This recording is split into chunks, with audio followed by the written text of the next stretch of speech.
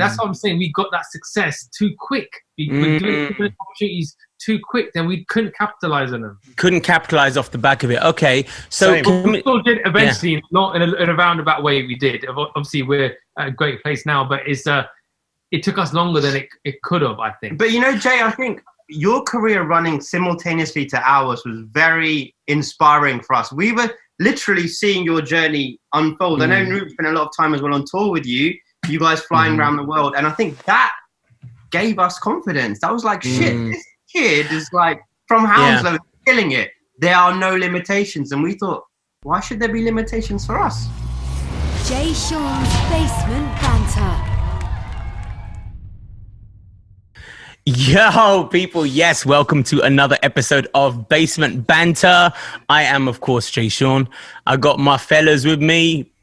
Woody. I nearly forgot your name there. That's terrible. You know what? Terrible. It's because I don't call you Woody. I know. I call you Adam. Yeah. So every time I sort of stutter on Woody, I'm just going to call you Adam. All right? All right. That sounds good. I want you to change that in the bio of the Spotify. Yeah. Adam. Yeah. And Toddy boy. Hey, what's going on, man? Oh, good, man. Listen, I'm really excited about today's guests. Basically, nepotism, to be honest. That's the main reason. They're related to me. But that is besides the point, because check this intro, bruv. Here we go. Ready? Amit and Naroop are a photography and directing duo based in London. Yeah, that's who we got on, Amit and Naroop. All right, they've been working together since 2003.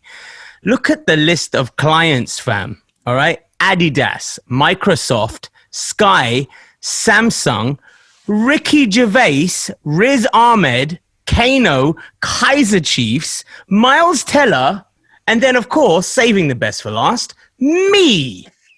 I mean, wow. Guys, give it up for Amit and Naroop. Having fun, man. Thank you very much. Yes. Nice intro. So is it true you ran out of celebrity guests and you had to call basically. Us? That's basically what happened. Adam told me, he sent me a message. He goes, look, we're done. I can't do it. Can you guys do it? Yeah. That's exactly what happened. Appreciate it. And Naroop, you're going to need to come a little bit closer. Sorry. I know you want to show your gigantic chest off to everyone. No, it's like two slabs of steak. It's Amit. Amit's got 3 cushions behind him. I've got booster seats. And he's pumped himself up. So Booster seats. I'll lean forward like this. There you go. That's better. Is that better? Yeah. Much better. Much better. Adam. I know. Say again? How tall are you? 6'5", 6'7" heels. It's unnecessarily tall. It is. Yeah. That's what I was going to say. It's unnecessary. Completely. Jay, if you could be my height or Adam's height, and you had to pick one, what would you pick? It's obviously going to be Adam, isn't it? I love you. I love you, but that it sucks, man. Honestly, it's because like no clothes fit, no shoes fit. Like I literally, when I go buy shoes, I walk into the store like, "What do you have in a size 15?" They're like, "This, and this." They're like, "All right, cool. Then there we go, done. Thanks, bye." That's it. So look, obviously we've all met each other, and it's no secret now that you guys we're all related. And for those who don't know, Naroop is my brother, and it's our cousin. Of course, I see him as a brother anyway. But what's crazy is we kind of all came up at the same time. And I didn't actually think about this until I heard Naroop tell this story on another interview that he was giving. Because obviously, we don't necessarily cover these kind of things. But I didn't know that the reason... I need to hear that story of how you actually got to doing photography. Naroop, you were telling the story about when you saw me get my record deal. Why don't you tell the story? It's just amazing and hilarious, by the way. So I'd studied business throughout school and university. I was going to work with my dad, and I worked with him for a year, and then my dad had to unfortunately close his business. So I was selling old clothing stock like denim in a market stand. And after having gone to private school and university and then standing in the market store, I thought, this can't be what my life's about, selling stock with my mum. I had aspirations to be successful entrepreneur. So you had just got signed to Virgin. And I was like, okay, what should I do? And I thought, let me get into music because my brother's in music. I'm going to get into music. So one of my friends was an aspiring singer, a Hindi singer, and I don't like Hindi music at all. I don't listen to Hindi music, right? It's just not my jam. But I thought, here's my way to get out of this market stance, you know. So I said, look, let me. Only Fools and Horses is amazing. Mate, it was. I remember these market stands. We'll get back to it, but go on. Let me manage you. And he said, dude, what do you know about management? I said, look, my brother just got signed to Virgin, right? I'm just going to copy whatever his managers do for him. I'm just going to do the same for you. Right? And he goes, well, that makes sense. And bear in mind, I was like 22 years old. And he goes, all right. And he goes, so what have they done? I said, well, look, he just got a photo shoot done. And I said, I think we should get a photo shoot for you. And he said, do you know any photographers? And bear in mind, this is when digital cameras just had started coming out and people still shooting on film. So getting a shoot done wasn't cheap. I said, look, my uncle, he's an aspiring photographer. You know, he does it as a hobby. He might be able to do it for us. That uncle being Amit's dad. Not me. I'm not the uncle. Yeah. So I rang up my uncle, Uncle Charles, and I said, look, Uncle Charles, can you mind if you do some photos for my friend? You know, I'm trying to manage him. And he said, of course, no problem. So he said, come over next week. Turned up to the house, loads of clothes, you know, very ready to go. And Uncle had forgot totally, and he was busy with other work. And I was like, man, you know, I'm going to do the shoot. I'm trying to be a good manager. Amit said, dude, shall I do it? Because I've been messing around with the camera. You know, digital camera, you can see everything on the screen straight away. We'll just do it. I said, all right, where should we do it? And Amit at the time lived in Hayes, West London. And he goes, there's a canal behind the Tesco's, like a big supermarket. It's pretty cool and urban and gritty. Let's go there. And I said, screw it, let's go. So off we walked to this canal. And we had no idea what we were doing. Had the camera on auto. And we were both kind of giving direction to this guy and taking these shots. And when we came back to the house and downloaded the card, Amit's dad looked at the photos and just said, "No, these are incredible. You guys have done really well." And we were like shocked because, you know, we just went with our gut. And literally that day we said, because we were both looking for something, you know, looking for an opportunity. And we said, look, should we work together and be this kind of duo? And Ahmed said, screw it, let's do it. And literally the next day I rang up my mate and said, dude, look, I can't manage you anymore, man. You know, on to the next one, on to the next one. The next one being me, himself. I want to be a photographer. And the guy understood, man. He's still my mate to this day, you know, and he's still doing the hobby, and he's got a very great voice. But it wasn't meant to be, you know. Being in music wasn't my passion, but I was creative, always artistic, and finally I found an outlet, and I just kind of ran with it. It is the best career starting story I think I've ever heard. It's amazing. How did you start? Well, my brother got a record doing it, so I thought, what am I going to do? Might as well be a manager. Yeah.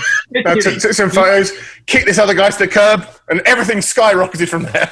Well, yeah, not straight away, but yeah, that's the kind of look, that's such an amazing story, and I remember I have really, really, really fond memories of when this was in the early stages of you guys taking pictures. And Amit, remember the photo shoot I remember what I was wearing. I was wearing a green hoodie, and they sat me up on the roof of our house in Hounslow, and it was like it's a bungalow. So how did I even get on the roof? I don't even remember. Yeah. And that would do it. And so I'm on the roof, and Amit and Naroop were taking pictures of me on the roof. And it was one of those situations where did I end up using it? I feel like I used it. You know what? You guys got all those posters printed. Do you remember? Yeah, that's why Scarlet gig, and you were trying to sell the posters. Yeah, with that man in the car. Yeah, and we just saw them on the day. Yeah, you're like, you're standing out. Well, thanks, man. We're like, that is exploitation, man. Two struggling photographers see their posters being sold out at a gig, and we didn't get a penny. That's what you call exploitation, man. It's all good. That was your first photo shoot and you made no money. No money. Yeah, and your management are killing it on the merchandising. And me and Ahmed looking like, oh. You just got your $100 deal and we're like, should we? And then you're thinking maybe I should have stuck as a music manager. That is mad. So go on. So talk me through what happened from then. Because I'll tell you the lucky break, man. So we basically, obviously, we started running it from my mum's living room. You know, models, singers, dancers, actors, just banging them out all day long, as in taking pictures of everyone.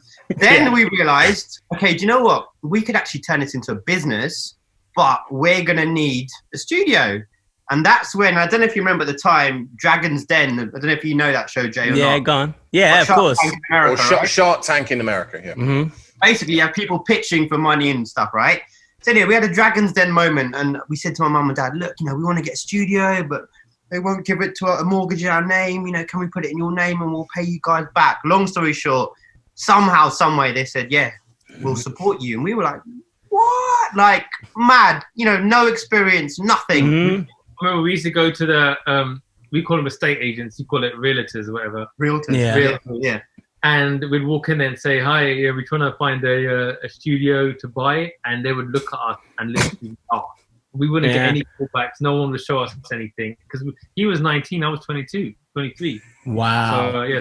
So, come a little bit closer, Naroop. Naroop, come closer. Yeah. So just stay there. We've speeched our parents. We've got this studio, right? And then we go in one day.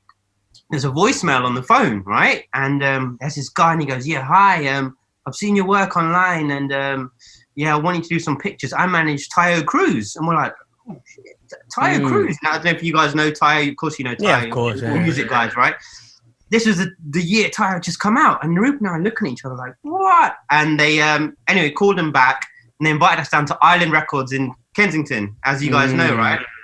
So it's the first time Naroop and I have got into a record label, like, and we're seeing the big pictures of all the big artists, and we think we've made it. Like, where do you think we're you? Like, sorry to interrupt. How did they come across your information? So they found us on MySpace, and they were like, and it was a couple of your pictures actually were on MySpace, a few other people, and they go, yeah, we love your work. So anyway, we've gone into this meeting. We thought we're just going to meet, you know, Tayo and one other person. We've gone into a label meeting, right? And we all know what label meetings are, right? Basically 15 people around the table, right? And I'm just looking at all the types of tea. I'm like, Earl Grey, Lady Grey, Nespresso. I'm just baffled by this whole thing, right? And remember, we're two young kids. Yeah. Like, we knew nothing. So excited about it. We've made it. 19, right? I'm like, yeah. So anyway, they're all chatting us. They're like, we like your work. Tayo's got this project, blah, blah, blah.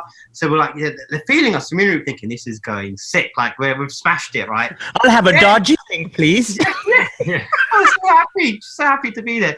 And then they go, well, okay, guys, so how much are your fees? You know, how much would this cost? So we're like, bear in mind, I worked in River Island, right, for £4.50 an hour and some holidays. So wow. For me, like, you know, 100 quid at a time was a lot of money, right? I'm thinking a ton for me, ton for Naroop, ton for Mark. Let's call it 300, right? So we're looking at each other and we're like, yeah, we can get this project all in, £300. And he looked at us like this, like, are you smoking? Like, yeah. And they're like, contract, sign it now. So we signed the contract. Only later did we discover that we had charged maybe 20 times less than we should have charged. Now, Jay, I don't know if you can relate to this, and Adam and Todd, you guys have all been in that deal scenario. Yeah, I hate when they say, you know, what's your rate? I'd like to return and say, how much you got? What's the budget? Right. Yeah. But anyway, long story short, we jumped in, we done it. And after that first shoot, we savvied up quickly. We were like, yeah, we need another zero on the end of this, right? At least. And we soon learned. But man, so young, so early, getting into the game. And what was nice, Jay, that this was all happening simultaneously to your career. So as we were doing this, we were dipping in and out of your world. I almost think, and I was saying to Ahmed about this, I think we became successful too quick, right? And especially in film, which we'll go into later, we were given projects that were way beyond our capabilities and our expertise. But because people were so happy that we were delivering, they were giving us more and more. And because we had totally bypassed the whole kind of assisting stage, we didn't go to film school or study photography anywhere. We're literally learning off each shoot, self-taught. So there's so much we didn't know, but all we knew how to do, what we needed to do is we could take good pictures, but we blagged so much, right? Yeah. And I think if we had known a little bit more, we could have got even further, even faster. But I'm not saying now, but we literally got chucked into the deep end dealing with big artists and big productions, and we literally didn't know what we were doing. Like, okay, so let's talk about that. Let's talk about that, because I think that's amazing that you brought that up. Okay, and I think that's something that a lot of people can actually relate to, where you have this dream, you have this goal, you have a vision, and then all of a sudden you're there, and you're like, oh crap, do I even have enough skill? Or do I have the necessary skills I need? Do I have everything I need to pull this off? This is everything I wanted, and now it's here. So when you're in that moment, and you were feeling what you were feeling, like maybe I don't have enough experience, knowledge, etc. A, what were the thoughts and emotions you were going through? And B, how did you tackle that? How did you get over that? And how did you accomplish what you needed to accomplish? I'll tell you a story which I think kind of sums that up. Is when I directed the first ever music video that we did, right? I remember this. Milad. Yeah, Milad, 27, 28 at the time. And we had been on set, we were shooting a cover for an artist called Tinty Strider, and he was doing his video at the same time. And I saw the director and I said, look, he's basically doing what we're doing, but it's doing with moving images, and we're doing with still images. You know, I could love to do a music video. And literally that week, this guy that we're taking some photos for became like a friend, said, Naroop, he's an on-site music artist. He said, I want to do a music video. Do you know any directors? And I said, well, look, you know, we can do it for you. And he said, well, what have you guys done? And I said, look, dude, we haven't done anything. But Marad's JaySean. We haven't done anything. No student films, never edited, never filmed anything. And iPhones went about then. Nothing. And he goes, that's crazy. He goes, you think you can do it? I go, John, I think I can do it, man. And I'm expecting him to have a budget of around £500. I said, what's your budget? And he goes, 15 grand, right? And I was like, all right, screw it. We're gonna do it. And so yeah, I can definitely do this. He said, can you buy me a treatment? I said, yeah, of course you can. I went home and I looked up what is a treatment, right? So I just started writing some ideas, and I was thinking, how do you come up with ideas for a music video? So I decided looking at music videos that were out there and thinking, oh, a little bit of that could be good, a little bit of that, a little bit of that, and I kind of put it together in this rough, 2-page kind of document. And he said, fine, let's do it. So then I got my friend who was a soft drink salesman to produce it, right? I said, dude, do you think you can produce the video?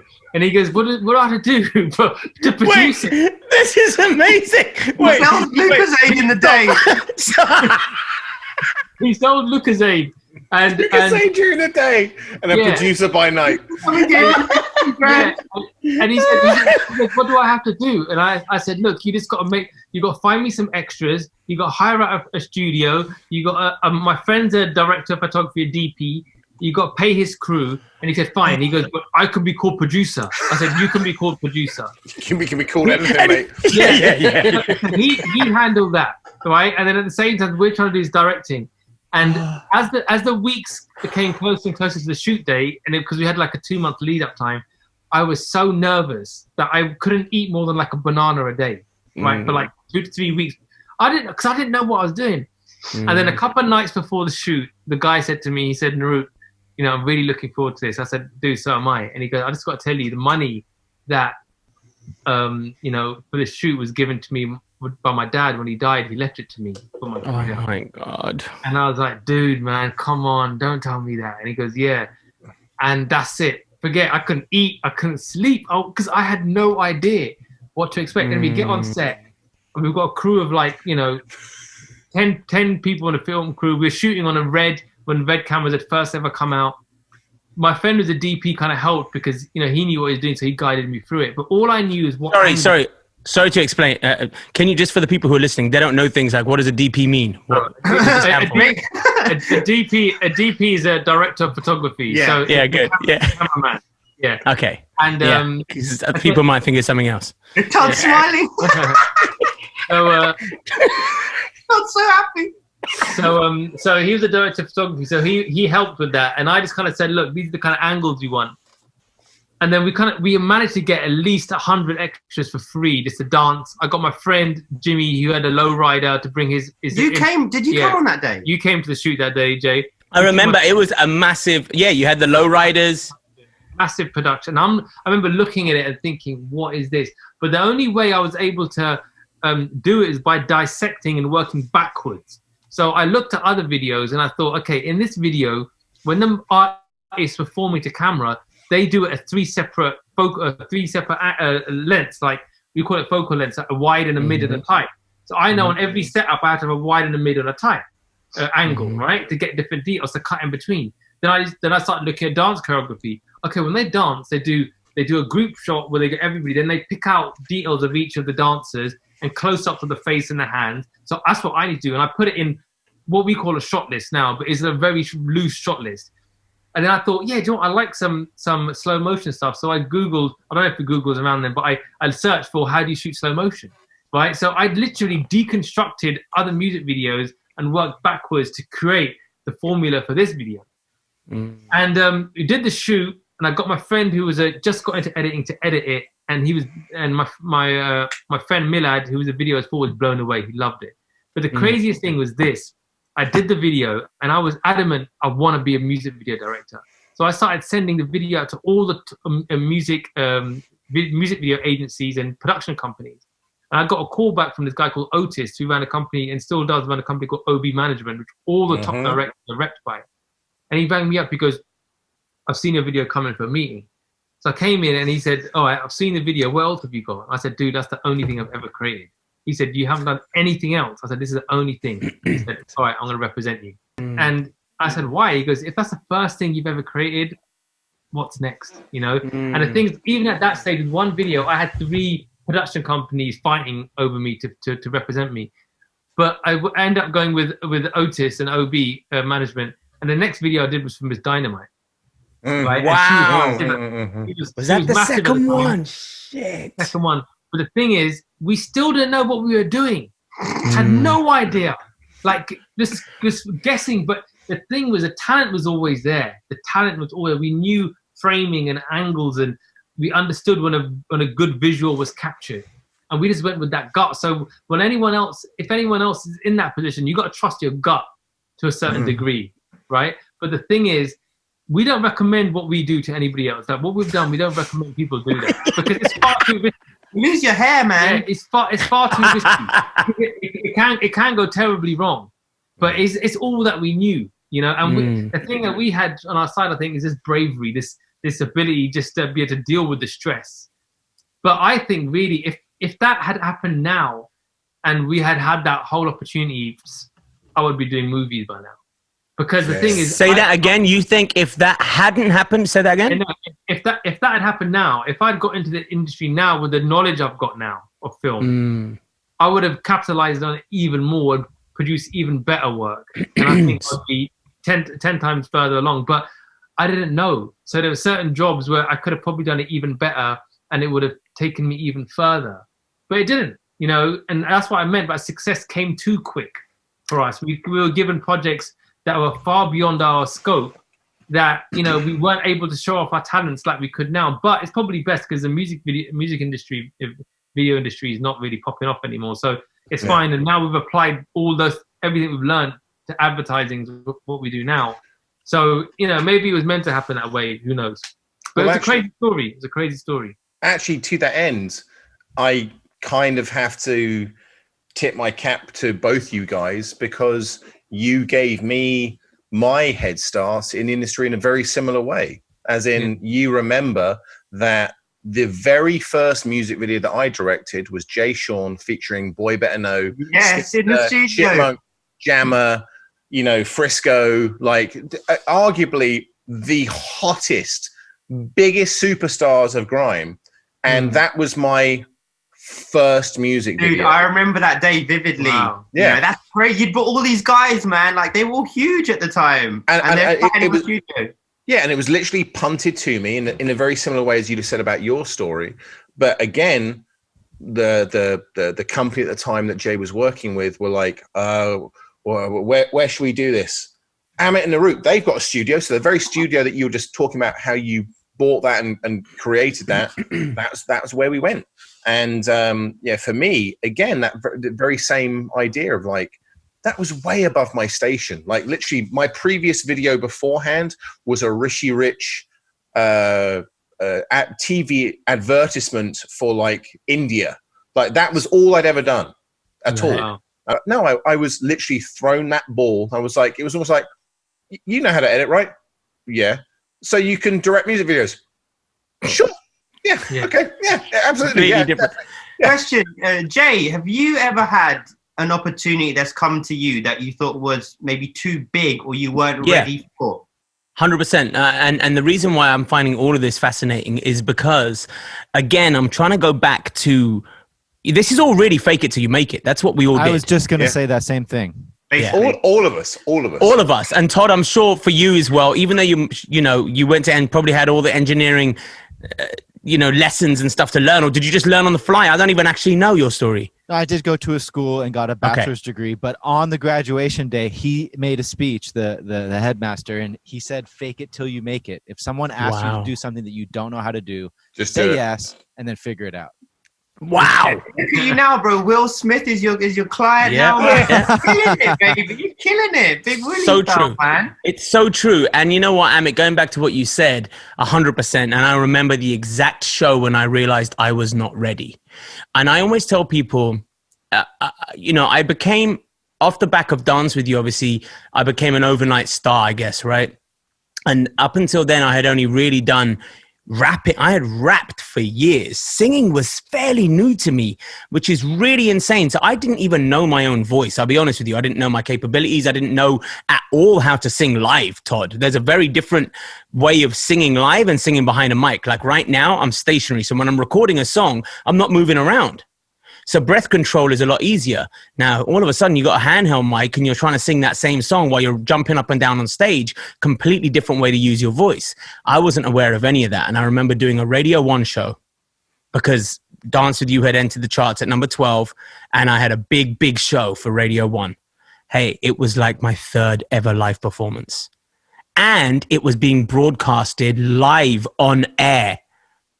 And I listened back because somebody had taped it for me, and I realized what a terrible live singer I was at that time, because I was shouting, because you don't realize that your mic is, of course, amplifying your stuff. So really, I was going, I just want to dance with you. Yeah, because I didn't know. I didn't know how it was being broadcast. I didn't know and it was all of those things. So you learn on the way. And I said to myself, I'm never going to do that again. And I learned from my mistake, and I go, what mistakes did I make? And that's it, and I think that's the lesson that we learn and we go, holy crap, I was given a massive opportunity. A, did I pull it off? B, if I didn't pull it off, where did I go wrong? How can I learn? But Naroop, I remember clearly when I saw the Milad video and I saw the Miss Dynamite video, especially the Miss Dynamite one. I remember you guys went down to that abandoned sort of warehouse or something you were doing it in.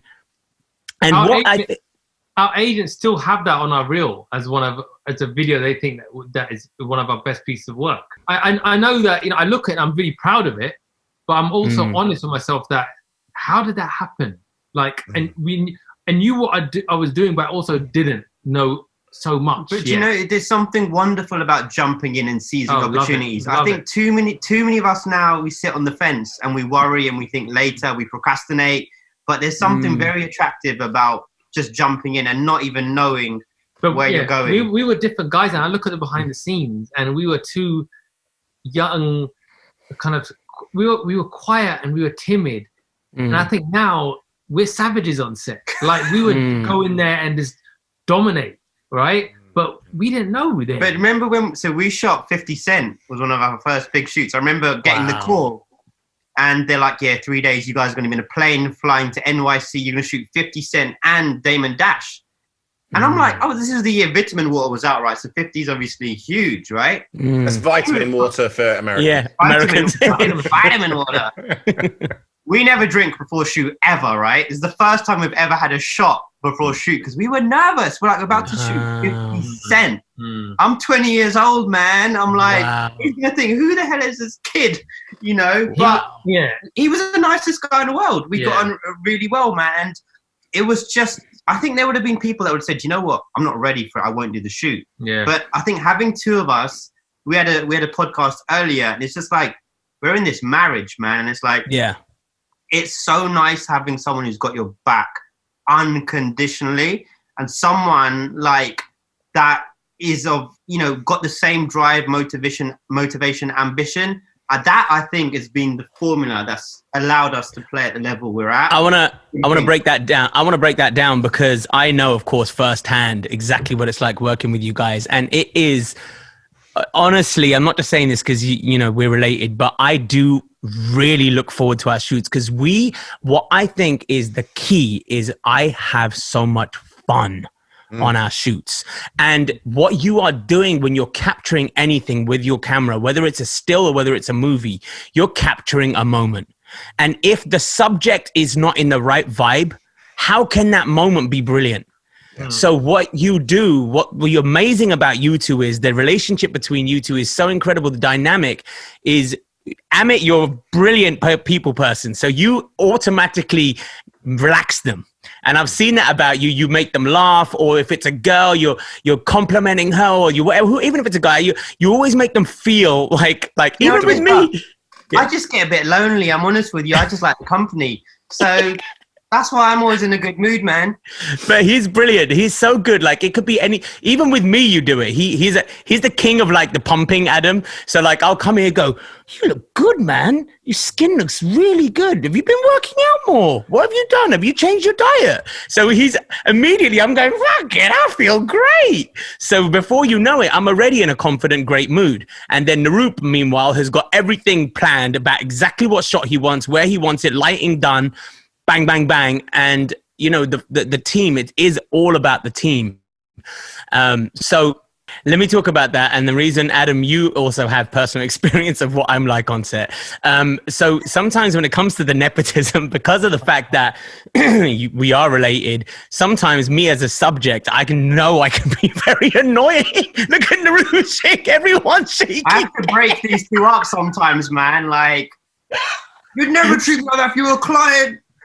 You know, Jay is difficult to shoot because he just kind of keeps wanting to see what they look like. I'm like, dude, low attention span. I'm like, dude, get back to the spot, man. Get back to the spot. Let us get this done. So what I want to say is I want to talk about the different subjects and about how you deal with them. Okay, so someone like Ricky Gervais, classic example. I want to bring him up. When you could think, holy crap, this is a massive, massive star. I mean, you've dealt with massive stars anyway, but like, I'm just using him as an example. Is he going to be difficult? Is he going to take direction? I've got to tell him to try this, try that. What if he doesn't listen to me? What if he goes, shut up, mate, I'm going to do whatever I want?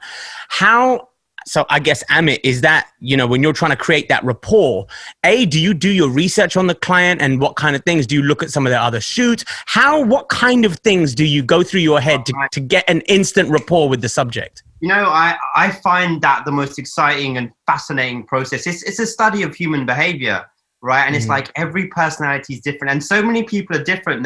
Some people will prep, research, have stalked them on Insta, know what they like, blah, blah, blah, blah. Other people won't bother doing any research. They'll just go in. I kind of look at this like, you know, guys dating girls in a similar way, in a sense that if women can sense that you're confident, the chances are you're gonna do all right. If they can smell a rat, you're screwed, right? You're going home on your own. And I just think it's really important to not put celebrities on a pedestal, because I think so many people have this, oh, I've seen it with you. Oh, it's JaySean's walking in there. People go crazy. But that sometimes makes you feel a bit weird and uncomfortable. Whereas if someone has a chat on the level, you know, egos neutralized, everything is all good. But that takes time, and we weren't always like that. In our early days, we weren't no way near as confident as we are now with clients. And a classic example would be now every one of our clients, anybody who work out with agencies becomes our friend. We've got them on phone, WhatsApp, email, go out for drinks. we shot all the top music artists. None of them were our friends because we were too nervous. Yeah, but also there was that whole etiquette of, and the managers are protecting the artist, the agency, the label. You can't possibly have Jay's number. Now I'm like, fuck now I'll just go on. I'm just giving my phone, put a number in, and we're chatting on WhatsApp. Now we would have done it. That's what I'm saying. We got that success too quick. We were doing opportunities too quick, then we couldn't capitalize on them. Couldn't capitalize off the back of it. Okay, so we still did eventually, not in a roundabout way. We did. Obviously, we're at a great place now, but it took us longer than it could have, I think. But you know, Jay, I think your career running simultaneously to ours was very inspiring for us. We were literally seeing your journey unfold. I know Naroop spent a lot of time as well on tour with you. You guys flying around the world, and I think that gave us confidence. That was like, shit, this kid is like from Hounslow killing it. There are no limitations, and we thought, why should there be limitations for us? You know. Well, let's talk about that because obviously the fact that we're all Indian and a minority in our fields. I know that you guys. There's so much pride when I talk about you because. You guys have not only a book, which is right there on my coffee table, a beautiful book of your images and stories. My pictures up on my wall. Yeah, Adam's got it right there. The fact that you have even that in itself is such a beautiful accomplishment and these incredible images. But you came and you put that exhibition on in New York. Okay, and I want you to tell the people a little bit about Turbans and Tales and what it was about, why you wanted to do it, what it meant to you, what did it teach you, and how did it help you in your career now? It's quite a long story, so I'll try to keep it concise. Sure. We in 2013, 2014, we decided to do a project about the Sikh identity because we had noticed that the beard was becoming a really trendy fashion item for men of all races. And we thought, why not do a project about how the modern British Sikh man, wears his beard and wears his turban, And right. so we took these images, initially just 15 images. We managed to wrangle some guys together to our studio. And we knew we wanted to do a studio shoot with them because we had Googled Sikh man, portraits, and all we found were these kind of stock images of a Sikh man, in a farm in the Punjab in India, or behind a store or something. And we thought, no, we need to do something that has a majestic, powerful, quality that shows the pride and the significance of the turban. And so we thought, let's do it in our studio and really kind of use our Western advertising photographic style and marry it with our Asian Indian roots. And we came up with this idea of these kind of really simple, clean, but powerful images, and we shot 15 of them, created a Facebook page, called it the Sing Project, because every Sikh man has Sing in their name, and it just blew up. It blew up. People were like, what is this about?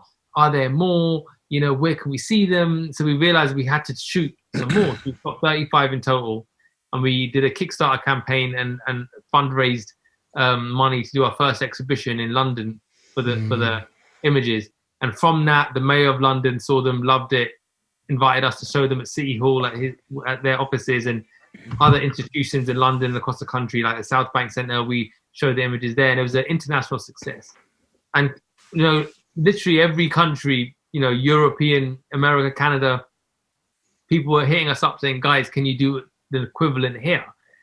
But for us, it was a labor of love. We didn't make any money from it. Actually cost us money and time, took us away from our paid work, so we had to politely decline. Wow. Until the Sikh Coalition, who are a non-profit institution company based out in New York, said, look, what we do is we help Sikhs who are facing persecution post 9/11. The first victim of hate crime after 9/11 was a Sikh man. Yeah, and Sikhs in America are getting beaten up, getting persecuted. Prejudiced, persecuted. Can you do something here? But we need to have an educational spin to it rather than, just being a artistic, endeavor. So we thought, fine, after a lot of umming and ahhing, we agreed they were going to front the money, pay for everything. So we flew back and forth to New York over a period of 2 years and photographed a further 35 Sikh men and women this time. And we changed the name from the Sing Project to the Sikh Project because now we had women. And the Sikh Coalition put the money forward. We did an exhibition in Soho, Manhattan for 2 weeks. and it was incredible. The response was phenomenal. You know, we actually used an old empty retail store shop to hold the exhibition, and it was packed every day. But after that, we realized that, you know, we can only have so much impact with these images, and we need to do more with it. So we had this idea of combining the US and UK images into one book and call it Turbans and Tales. You know, the pictures of these turbans and the tales of the individuals who wear them. And we documented the whole process of how we created the project in this book, and it was a bestseller. So it's fantastic. We learned a lot about, you know, more about our heritage, but also helping to push individuality, diversity, you know, minority people to the forefront and raise, you know, and highlight an important issue. I was going to say, in essence, we went from 50 Cent to 50 Sings overnight. Yeah. I had a question for you, Jay, on identity and race and culture. Obviously, you're a hugely successful artist. How different would your career have been if you were white? Would you have done the same, better, or worse? And I'll open that up to the esteemed panel as well. It's hard to say. Different. I think it's really hard to say, because like then equally, because of the kind of music I was doing, what if I was black, right? Because I was in essence doing black music of black origin. Let's say if you're white or black, then not Indian. When I started, I think the truth be told, for me, being an Indian, being the first Indian to really have the kind of mainstream accolades that I had in history, is something that's always going to remain with me. And also what that does is it puts you in a league of your own. You're not really in the rest of the bunch, because you have your own people. Like, no matter what happens from this moment onwards, the South Asian demographic around the whole world will always know, Jay Sean, that's our guy. That's our guy. So no matter what happens, it's the same. I kind of look at it like Enrique, J Balvin, J-Lo, Shakira. Yes, they're all mainstream, but their predominant first fan base were their own people. So when you have someone who claims you and you allow them to claim you, it's a very different thing. They literally become your fans and kind of like only your fans. They listen to other people, but that's your hardcore group. And I think that forms the foundation for the fan base. And I'm always grateful for that, and always think that probably helped me in where I am. Did I come across adversity when people didn't take me seriously just because I'm Indian, but I want to do music of black origin? Absolutely. Did they think, oh yeah, we can play you on BBC Asian Network, right? Because that's what you do. You're Indian. No, I'm actually doing an R&B song. This should actually be on 1 Extra or Radio 1. Oh yeah, Asian Network, they'll play it. So I did face that kind of nonsense, but people, you have to educate them, and eventually they come around. But I actually want to switch that back on you guys, because I wanted to ask you this, and Adam and Todd. I'm sure that for you guys, when you get employed as to work, Todd as an engineer and Adam as an editor, they're really not going, oh fuck, he's white. I don't know if he can do this job. They're just not. Is anybody ever looking at your skin color, Adam, thinking that you can't handle a task that they've given you? There's been a couple of times when I have had the opportunity to do certain projects and my ethnicity has worked against me. Really? Yes. I would love to know what that was. If it's not the one I'm thinking about, is it? No, I don't think it's the one directly, but there has been advertising campaigns whereby, and also validly as well, like as in there is a rationale and a positive forward motion regarding people of color, that should be getting the advantages and the benefits that have been denied them for so long. So yes, there has been times unequivocally as an editor whereby me being a white guy has been like, well, we want to employ a person of color that can tell this story regardless. And that's okay with me, because again, this is why I wanted to come back down to how my career was kickstarted by you, by Naroop, by almost kind of unexpected opportunity. Sometimes you have to take the ball and run with it. And again, Skepta, Chipmunk, Frisco and Jammer should not have been my first music video. It shouldn't have been. So do you think in that instance, did you ever feel like they're going to look at me as the tall white boy? Like, what does he know about? 100%. Interesting. Yeah. We're actually working on this initiative called Brown and Proud, where we're trying to help people of color come into the creative industry. And the reason why we call it Brown and Proud, because we're brown and proud. We're proud of our ethnicity, and we believe that, you know, fair enough, there might have been prejudice against us, but we didn't face it directly, but it could have been, and we didn't win certain jobs because our names. We go by Amit and subjective. What kind of name to them, you know? So, but we want to encourage, because now we can say that we're at the kind of top leagues. You know, we want to help others come up. So, you know, we're doing work to try to get more diversity. And one of the ways we did that was by doing this Brown and Proud initiative, where we did mentoring literally via Instagram, where we offered creators of color to ask us questions live on Instagram for 30 to 45 minutes a day, and we just kind of I saw that, help them. You know, so we're trying to do our part. There isn't enough in there, but I don't know how we overcome that, because we want to change and we want to make this change, but people are going to always make judgments when they see you, and it's part of it subconscious. So what do you think that is? What do you think that? Do you think that they just look at? It's something they haven't seen. Like, we walk onto a set and there's two guys. Firstly, being a duo, people are like, what, right? And then there's like, you're brown, right? Now it works in our favor because people know who we are. But before, they could have thought, this ain't a wedding shoot. I thought Indian photographers only do weddings. Like, interesting. You know? Okay. And in the first part of our career, all we shot was urban music artists, so it's black artists. You know, a record label needs to photograph someone black, call Amit and Naroop. And I remember the first time we had some white people, I said, dude, we got some white people on our site, man. You were so happy with that. We just didn't have them. But now, guess what? Everyone we shot then would be super current. It's everything that all the agencies want. Yeah. So it's a hard thing. I think it's. Do you know what it is, man? There's such a big debate around all of this stuff, right? But I think to sum it up, man, if you've got self-belief and you've got a good support network and you work hard, you can get to wherever you want to be. You're a prime example. No, I think too many people make too many excuses now. But that's only true to a certain point, because there are people who work very hard. They've got all the stuff, but their situation is just doesn't help them. Like they might live in a council flat. They can't afford the gear. They're still working hard. You know, they haven't been given the best education. You know, and I think it's literally, for us, I can say the factors that helped us were, one, Amit's dad had all the equipment. We didn't have to buy any equipment, right? Amit's dad knew photography and Photoshop, taught us. He mentored us. He guided us. We needed a studio. They bought us a studio. So imagine someone didn't have all those things. Imagine me and Amit wanted to get into photography, but we had to save up 7-8 grand to buy our first digital camera. We wouldn't have done it. So it would have stopped there and then. So we had a lot of stuff stacked up for us. But yes, we still worked very hard. But some people just won't have that. So I think it's easy for us to dismiss it and say, you just got to work hard. You do have to work hard. But I think, like Jay, you know, your success came because you knew you were talented, but you also knew some of the right people who knew other people and there was a prime conditions for you to succeed, for you to get signed. You know, had it been a different situation, you might not have got signed.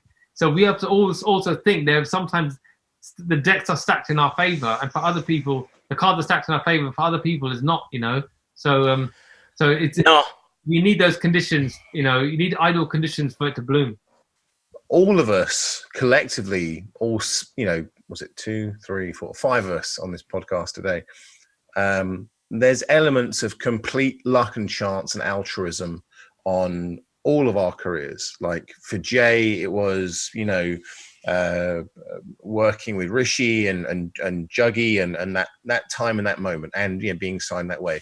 For Todd, you were saying, you did a degree, but really you learned on the job. For Amit and Naroop, you took the ball was kicked to you, and you're like, yeah, Tayo Cruz, $300, 300 quid. We'll just do this. And the same thing for me, as in like, I'm directing a music video for these big grime artists, and really my background didn't support that, but I was like, okay, I'll take this opportunity. And I did. From that, I branched off and got other elements of success that has all led and culminated to me being out in Los Angeles.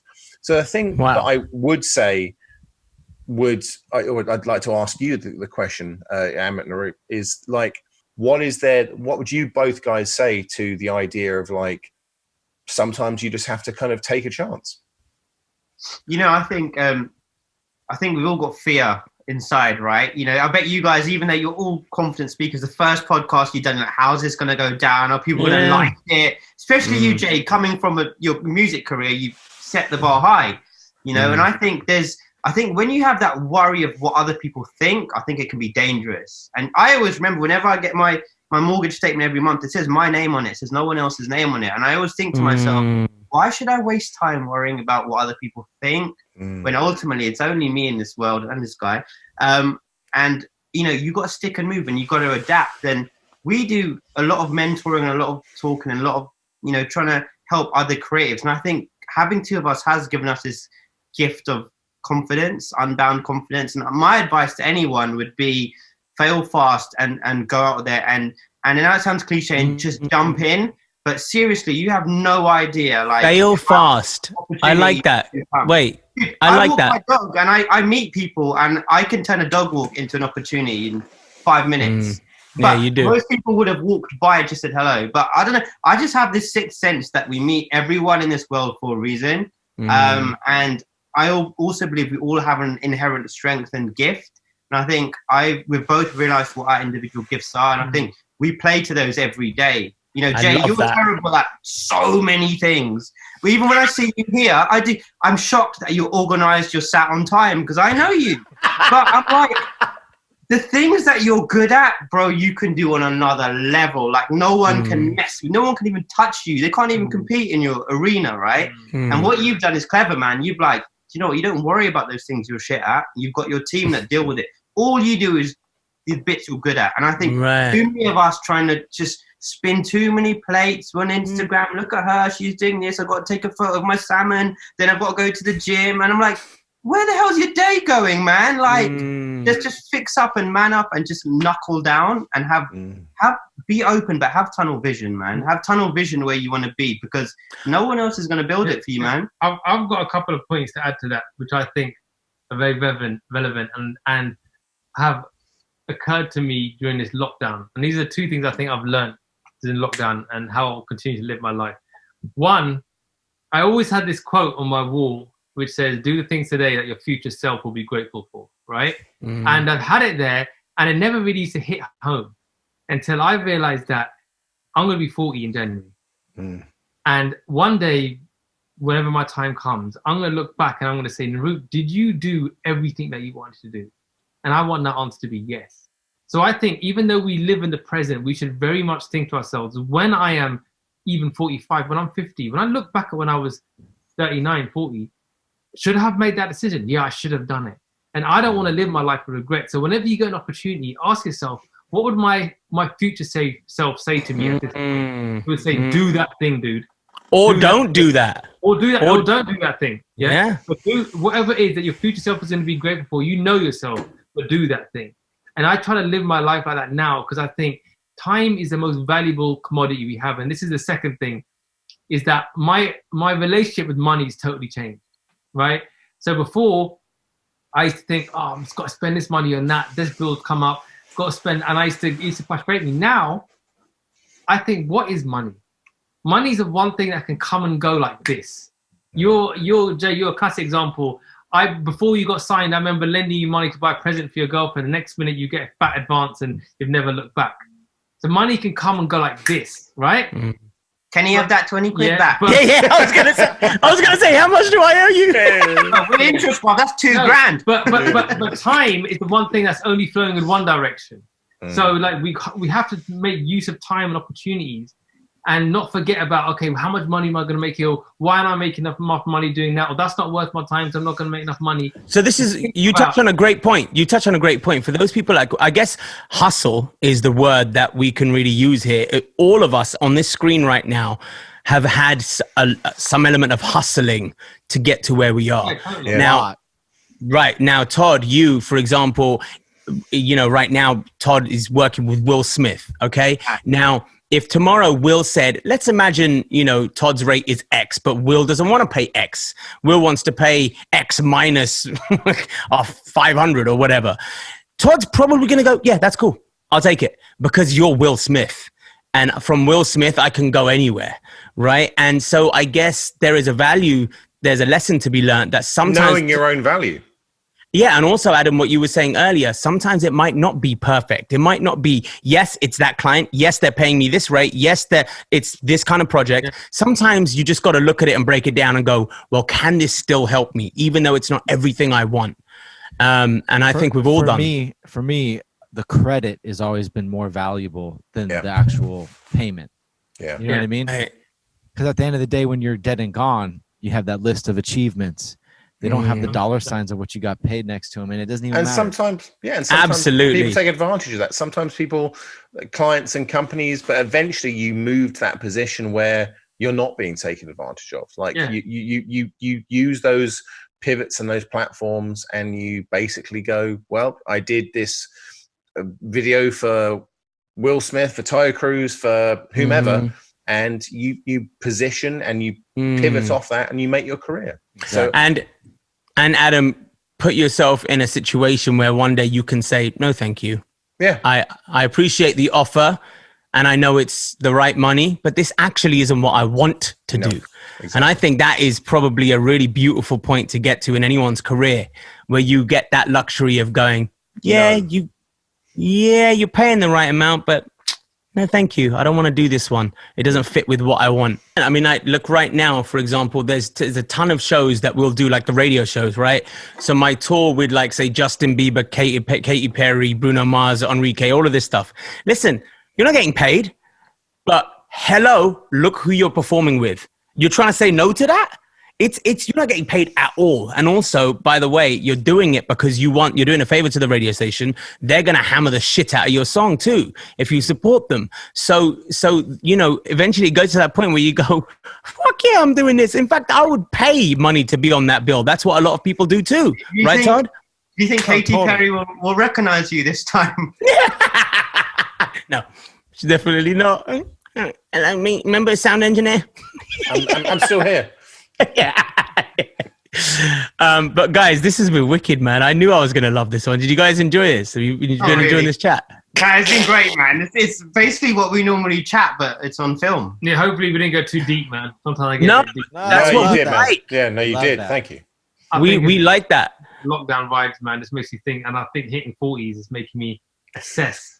But Naroop, that's why I'm saying a lot of our podcast, what really actually has been resonating is the deeper stuff, the stuff that people want to hear the answers to, because they're all thinking the same shit, man. They're all going through the same shit too. Can I just close this amazing podcast with one thing that really opened my eyes? I was in LA. I don't think I've told any of you guys' story. And this Arab guy picked me up. And it wasn't a fancy car. Okay. I was going 5 minutes down the road, Uber X minor, get in this car, and he was absolutely lovely. And he's talking to me and he didn't recognize me. So it wasn't anything because of me and what I do. And, he was dropping me off to this very fancy sort of mansion where I was going for this meeting. And he looks at this place, he pulls up and he goes, "Oh, my friend. This is your friend in here, lives here." I went, "Yeah." He goes, "Oh, very good." He goes, "You know the thing about rich people?" I go, "What?" He goes, "Not always happy." And I go, I'm going to drop the accent now because I'm starting to sound Russian. And I go, "What do you mean?" He goes, "I pick up people from mansions. I pick up people from places which aren't too nice, pick up people from the ghetto." He goes, "The conversations I have with the rich people, they always got something to complain about. They're always telling me, I've got too much time on this phone call. I can't talk to you because I've got this business meeting. I've got this, that, and the other." And anyway, he's going on about this. And he goes, "You know what, my friend? I have 3 children. They are happy and healthy. We have a laugh every day. I go home after the Uber and I play with them. And my wife's we have a lovely meal together. And I play with my kids." And he goes, "Me? I am rich, my friend. I am rich." And I thought to myself, raw, this guy just put life into one beautiful little lesson for me. And he goes, that's it. He's rich. That's what he measures richness in, you know? And Did you leave the meeting and drive back then? Huh? Did I what? Did you leave the meeting and decide to drive back with him? But I said to him, you know what I said? I said, thank you. I sat and I listened to him and I said, thank you so much. Bob I'm Marley so said the glad same I booked you. I'm so glad I got you for this ride. If you You give know? him 5 stars. Yeah, of course I gave him 5 stars. thing. No, Bob Marley Yeah. said the same thing, man. Real wealth is family, friends, health. You know, like our granddad used to say, health is wealth, man. Yep. Health. All right, boys. Thank Well, lovely Thank you. jubbly. Time Thanks has for fucking having me on. flown by.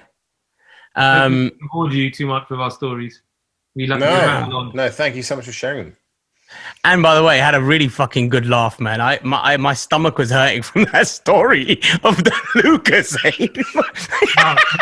Suddenly became a producer. Yeah. He sells Lucas. The title. He wanted the title, man. We're like, yeah, you have the title. Yeah, be the producer, man. Just get me what I want. Just get me what I want. Oh God, brilliant! All right, I love you guys, man. Thank you so much. Yeah, man. All right. If anybody who's listening who's an aspiring creative, hit us up at Amit and Naroop on our Instagram. You know, Yes, plug it away. Is it just at Amit and Naroop everywhere? Yeah, socials. At Amit and Naroop and then amitandnaroop.com. And we're there, man. You can find us. Beautiful, man. Lovely. Good stuff. Thank you, gentlemen. You guys Thank you for your are a time. killer Thanks, guys. squad together. I have to think, man. Like, really, really good vibes, man. Keep up. Can't wait to hear the next one. Wicked. brother. Thanks, Geezer. Hey, guys. See ya. All right, guys. Now. Love. Peace. Peace.